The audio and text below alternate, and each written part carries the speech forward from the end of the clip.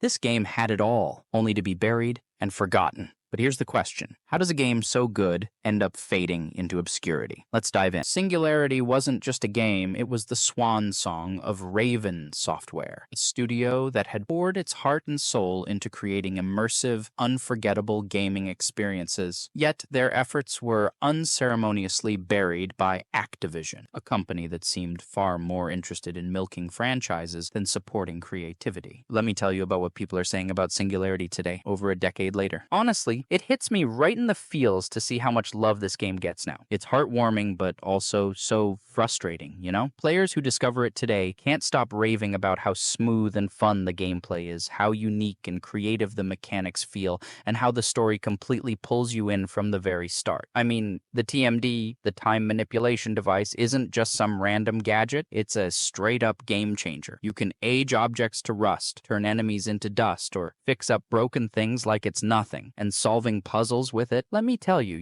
it's like you're actually bending time with your own hands. It's just awesome. And the setting, wow. The first time I stepped onto Katorga 12, that eerie Soviet research island, I was hooked. The crumbling buildings, the creepy labs, and all the Cold War vibes make it feel like you're walking through a haunted history book. There's so much atmosphere in this game, it's unreal. People who try it today often say, how did I not play this back then? And honestly, I'm right there with them. If I could go back in time and give my younger self one piece of advice, it'd be don't sleep on Singularity. To understand why Singularity turned out the way it did, you have to go back to its inception. Raven Software, a studio founded in 1990 by brothers Brian and Steve Raffel, was known for its work on titles like Hexen and Heretic.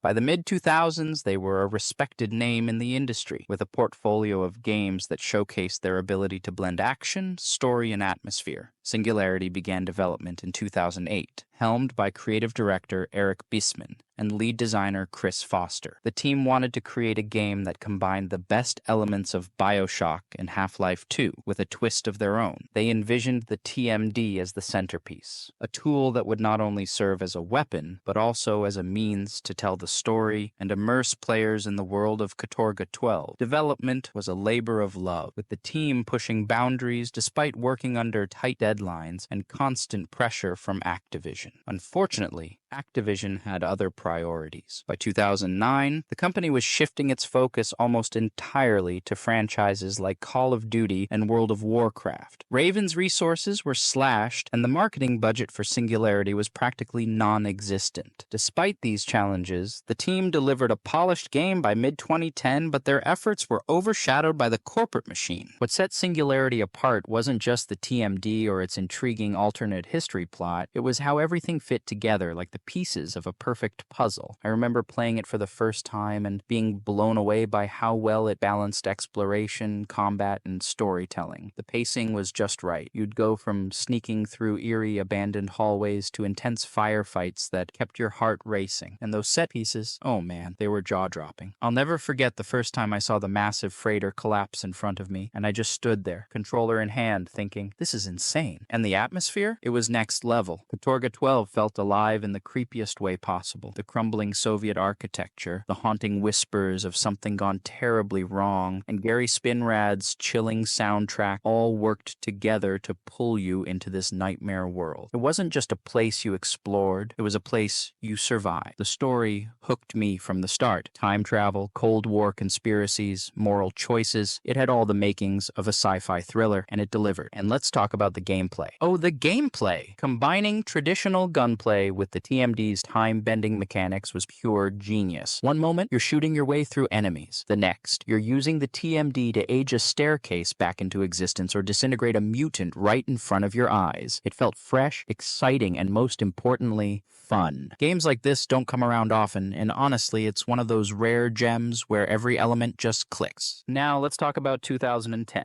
Oh man, what a year for gaming. You had Red Dead Redemption redefining open-world games, Mass Effect 2 delivering one of the most most unforgettable sci-fi RPG experiences, and Call of Duty Black Ops dominating the multiplayer scene. Those games were juggernauts, no doubt about it. And then there was Singularity, quietly slipping into the mix like the underdog nobody noticed. But here's the thing about Singularity. While it didn't have the sprawling map of Red Dead or the cinematic grandeur of Mass Effect, it offered something these games didn't. It brought this gritty, eerie, alternate history vibe and gameplay mechanics that felt fresh. The time manipulation device? That thing alone set it apart. I mean, how many games let you age a wall to dust, restore it to climbable condition, and then disintegrate enemy, all within seconds? It was bold and different in a year when so many games were playing it safe. Still, in a year packed with blockbusters, being bold wasn't enough. Singularity had to fight for attention against giants with massive marketing budgets and legacies behind them. And honestly, it deserved better. This was the kind of game that, if it had been given even half the spotlight of its competitors, could have found its audience. But instead, it got lost in the shuffle of big names and bigger budgets. So why didn't Singularity get the love it deserved? Let me tell you, it's so frustrating to even think about. First off, the marketing, or lack of it, was a complete disaster. Activision didn't just drop the ball. They forgot there was a ball in the first place.